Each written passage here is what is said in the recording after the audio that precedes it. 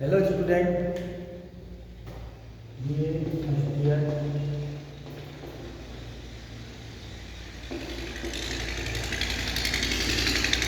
आज हमारे ये फर्स्ट ईयर नेक्स्ट पोएम और ब्लाइंडनेस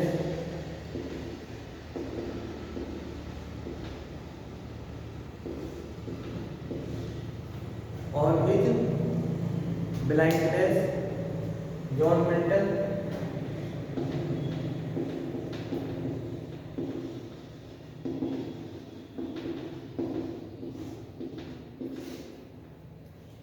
इस पोएम में कोई अपनी जो अंधेपन के बारे में बताता है, क्योंकि जब कोई 44 ईयर का होगा तो कोई की जो आंखों की रोशनी थी वो पूरी तरह गायब हो चुकी थी। तो कोई ने ईश्वर से प्रे की कि हे भगवान, जो आपने मुझे जो लिखने की दिव्य प्रेरणा दी है उसका मैं कैसे उपयोग करूँगा। ये एक सोनेट है, 14 लाइन पोएम है। इसको अपन लाइन बाय लाइन पढ़ेंगे। इसमें कोई सब भगवान से प्रार्थना करता है कि जो आपने मुझे जो पोइट्री लिखने की जो क्षमता दी है अब मैं उसका कैसे प्रयोग करूँगा, लेकिन आप ही मुझे अब रास्ता दिखाओगे। लेकिन इससे पहले हम थोड़ा सा जॉन मिल्टन के बारे में पढ़ लेते हैं।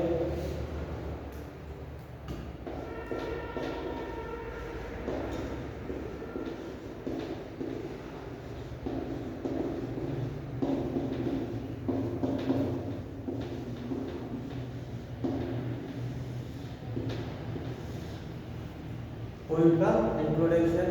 John Milton John Milton John Milton John Milton 9 दिसंबर 1608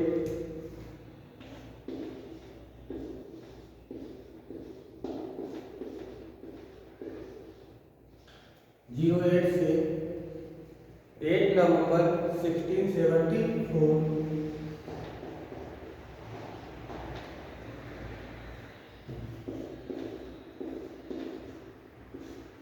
8 नवंबर 1674 date of birth, date of death.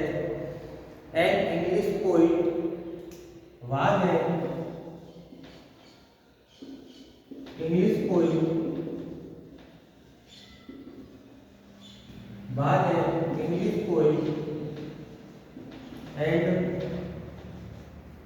was an English poet and intellectual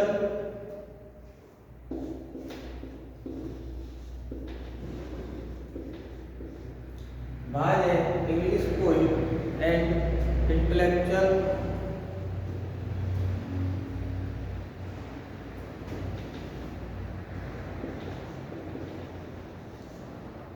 English poet and intellectual who served as a civil servant who served as a civil servant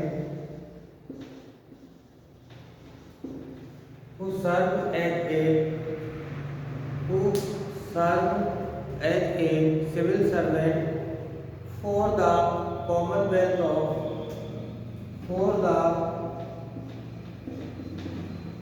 Commonwealth of Commonwealth of for the Commonwealth of England for the Commonwealth of England for the Commonwealth of England Commonwealth of England under its council under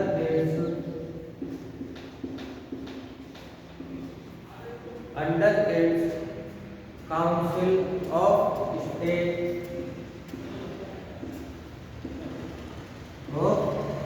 state and council of state and later under Oliver and later under Oliver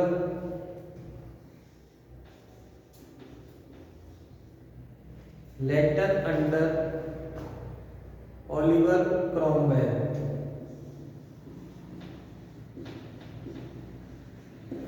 Oliver Cromwell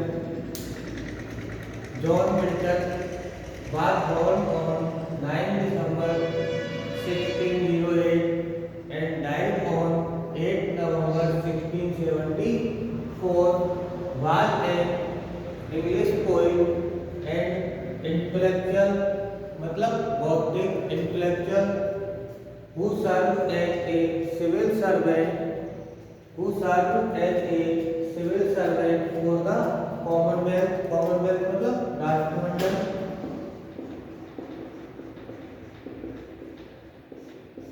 Commonwealth of England under its Council of State. Council of State मतलब राज्य परिषद, जैसे विधान परिषद, तो under its किसके under काम किया था? Council of state and later under Oliver Cromwell. मैंने आपको हिस्ट्री ऑफ लिटरेचर में बताया था, जो शायद 1644 से 1648 से 1670 तक जो इंग्लैंड में थी वो सत्ता किसके हाथ में चली गई? क्रॉमवेल के हाथ में। मतलब रॉयल इंग्लैंड के पास सत्ता नहीं हुई थी और किसके पास आ गई? क्रॉमवेल, जो कि धर्म के प्रति कट्टर था। और मिल्टन भी क्रॉमवेल के साथ ही था, क्योंकि जो जॉन मिल्टन था वो भी अपने धर्म के प्रति कट्टर था और ये क्रॉमवेल भी धर्म के प्रति कट्टरता। सत्ता 10-12 साल तक इंग्लैंड में रॉयल ब्लड जो शाही खानदान था उसके पास नहीं थी, तो मिल्टन ने शाही खानदान के पास भी काम किया, मतलब उनके संरक्षण में भी, और बाद में क्रॉमवेल के साथ भी काम किया। Cromwell he wrote at a time of religious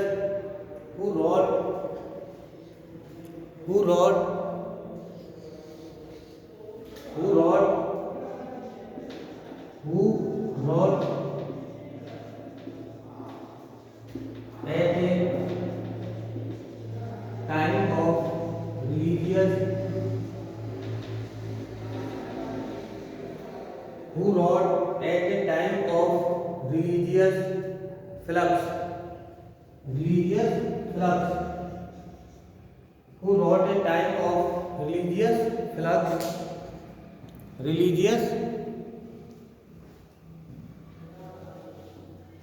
who wrote at a time of religious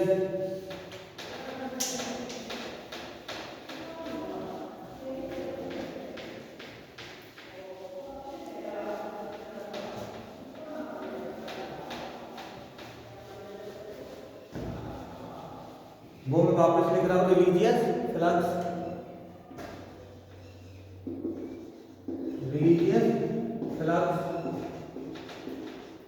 who wrote a time of religious flux and political upheaval and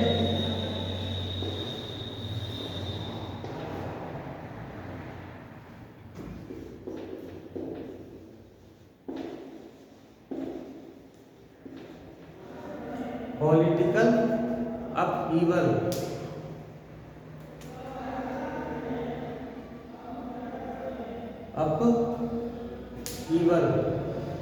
वो मिल्टन था। who wrote at a time of religious flux, मतलब धार्मिक प्रभाव। जो मैंने आपको बताया था, जो सत्ता है वो रॉयल ब्लड से निकलकर क्रॉमवेल के हाथों में जा रही थी। मतलब कैसा टाइम था? रिलीजियस फ्लक्स, धार्मिक प्रभाव। रिलीजियस फ्लक्स मतलब धार्मिक प्रभाव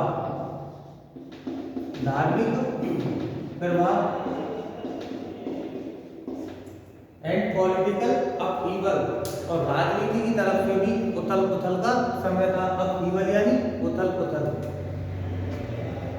उथल पुथल। मिल्टन उस टाइम पर लिख रहा था जो टाइम एक धार्मिक प्रवाह, एक धर्म विशेष के प्रति हवा चल रही थी और राजनीति की तरफ से भी उथल पुथल का समय था। And is best known for his epic, and his best known for his topic, for his topic, and his best known for his topic, and his best known for his epic poem, and his best known for his epic poem, and his best known for epic poem Paradise Lost. Epic poem कौन सी है इसकी? Paradise Lost, Paradise Lost, Paradise Lost. Epic poem Paradise Lost कब लिखी गई थी? 1667। Paradise Lost written in blank verse, written in blank verse। मैंने आपको ब्लैंक वर्स बता दिया था प्रीवियस वीडियो में। क्या होता है? ब्लैंक वर्स होता है जिसकी कोई राइम स्कीम नहीं होती है। एक प्रॉपर राइम स्कीम होती है जैसे ए बी सी डी। तो जो पैराडाइज लॉस्ट है ये ब्लैंक वर्स है, इसकी कोई राइम स्कीम नहीं है। Blank verse Paradise Lost is widely considered, Paradise Lost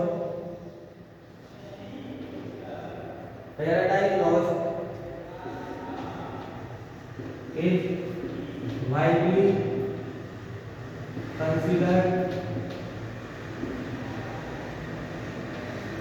Paradise Lost is widely considered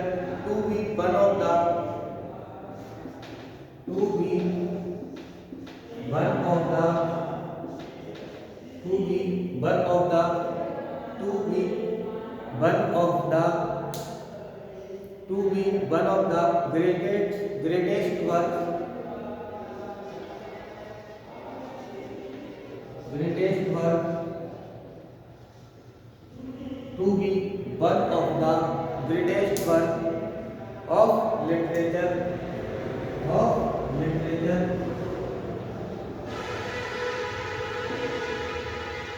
to be one of the greatest work of literature। Religious flux erode at a time when religious flux and political upheaval, and is best known for his epic poem, मतलब epic यानी महाकाव्य, महाकाव्य poem है इनकी जो कौन सी है? पैराडाइज लॉस्ट कब लिखी गई? 1667। रिटन ब्लैंक वर्स, जैसी ब्लैंक वर्स है। Paradise Lost is widely considered, व्यस्तक पैमाने पर मानी जाती है to be one of the greatest work of literature. जो पैराडाइज लॉस्ट जो इनकी पोएम है 1667 में जो इन्हें लिखी गई थी, ये लिटरेचर में बहुत व्यापक पैमाने पर महत्तम कृति मानी जाती है। आपको ये याद रखना है। Paradise lost composed bye John Milton, published in 1667, considered to be one of the greatest work of literature, written in English literature।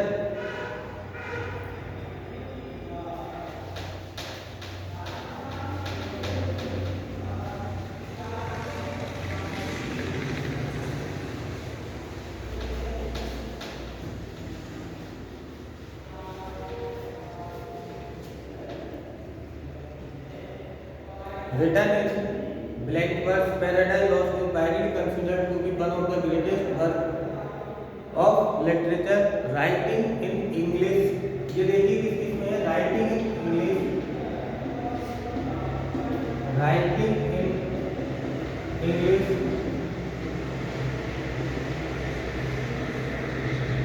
Writing in English, Latin, Greek, English, Latin, Greek, Greek, Latin, English, Greek, Latin, English, Greek and Italian,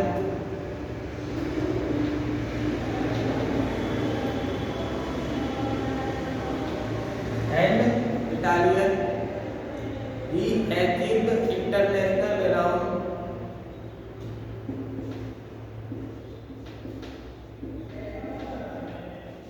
He achieved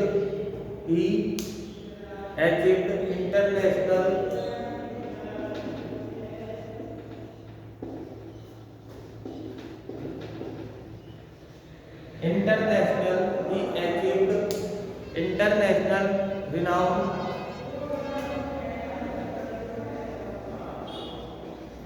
He achieved international renown with his lifetime. Within his lifetime.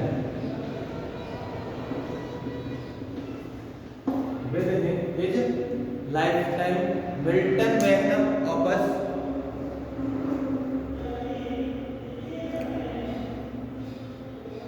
Milton Magnum Opus.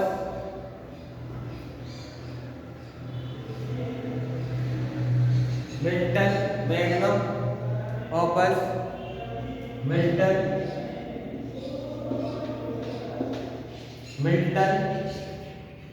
Magnum Opus. Milton Magnum Opus of Milton Magnum of the Blank Verse Epic. The Blank Verse Epic.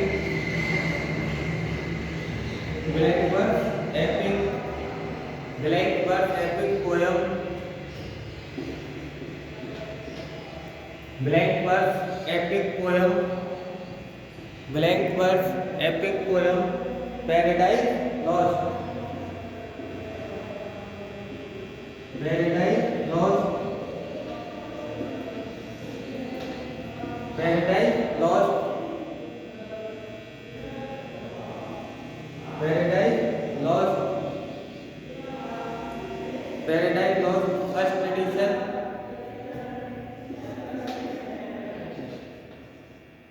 1658 से 1664 first edition.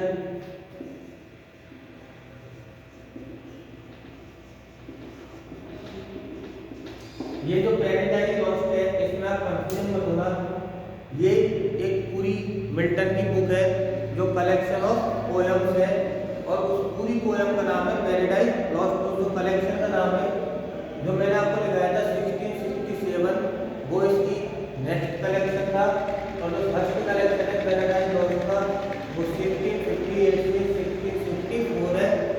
Confusion होने की बिल्कुल भी जरूरत नहीं है। ये पूरी उनकी जो पूरी एपिक पोएम है, जो पूरी उनका जो कलेक्शन का नाम है वो है पैराडाइज लॉस्ट। फिर उसमें first edition, second edition, third edition ऐसे है। तो इसका जो फर्स्ट एडिशन था वो 1658 से 1664 था और मिल्टन की मैग्नम ऑप्स यानी महत्तम कृति, महानतम कृति। In other words, we can say greatest work in literature.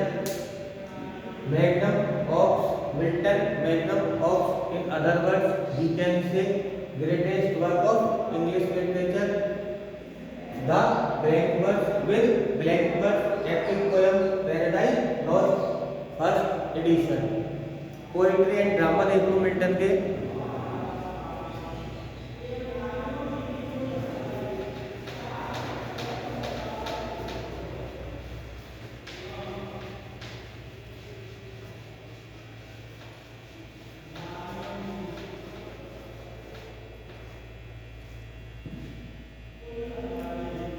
Poetry and drama, poetry and drama,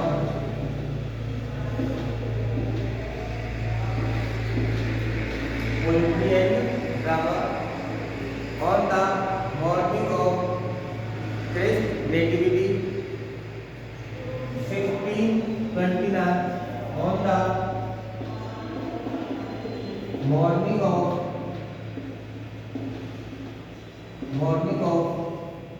on the morning of Christ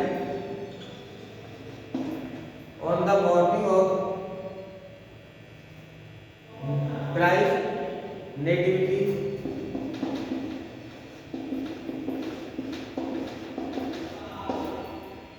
कब लिखा था 1629 on the morning of Christ nativity on Shakespeare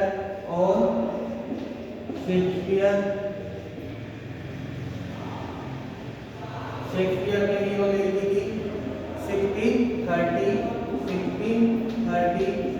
on Shakespeare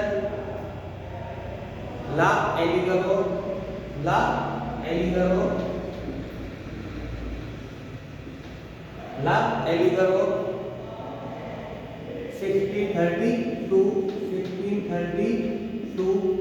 L'Allegro 6 Il Penseroso L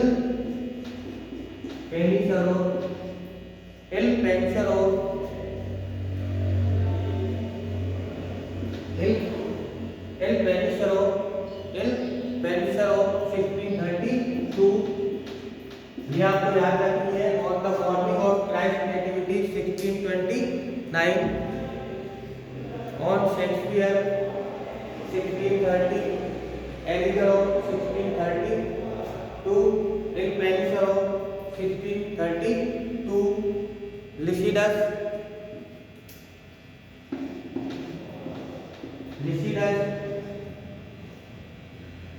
1637 Paradise Lost 1667 और एक paradise debate, एक और है paradise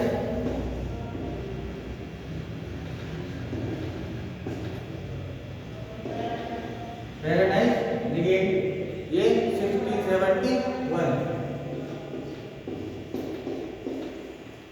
ये था आपका जॉन मिल्टन का introduction.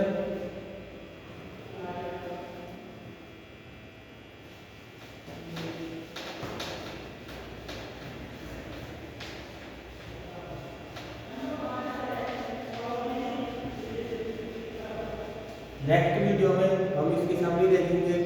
Okay friends, thank you.